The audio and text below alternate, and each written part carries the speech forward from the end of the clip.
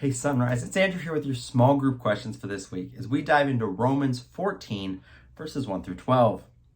And so as we come to this text, what is Paul trying to tell us?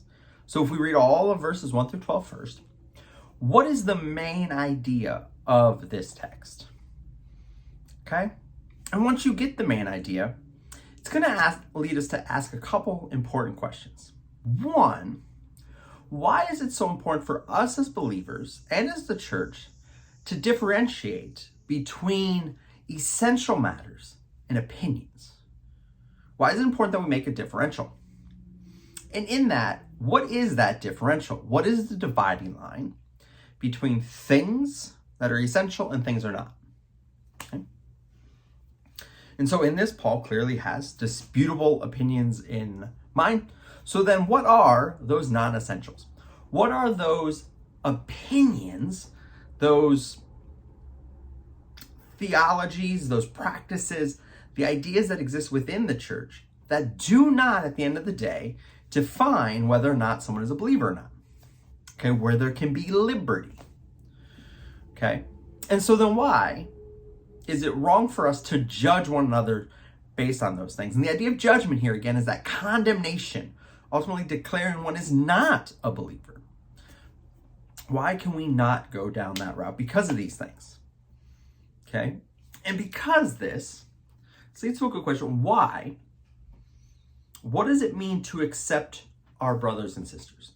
It's clearly different than tolerance, which our world speaks about and yet doesn't even act in.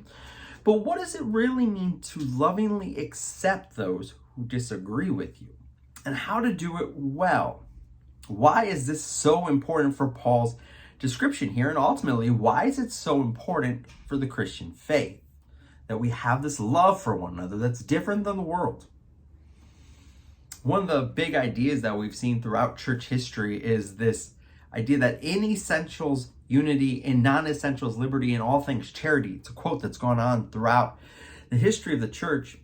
How does this text really hone in on that heartbeat, on that idea of the Christian faith being lived out? So those are just some of the questions that come up in the text.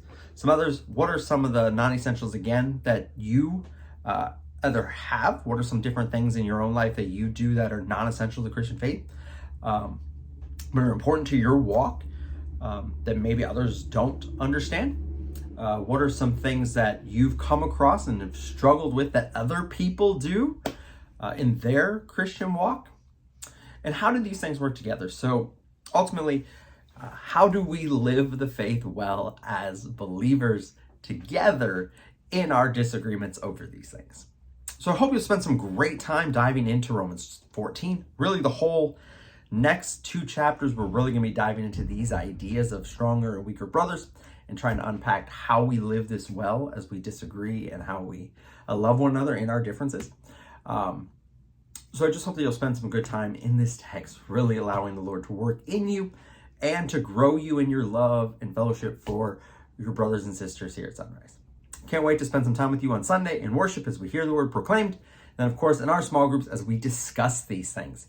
One of the best places to put this into practice is together in our small groups where we can really live some of these things out as we disagree well together, living the faith as brothers and sisters in the family of God. Can't wait to worship with you guys. See you Sunday.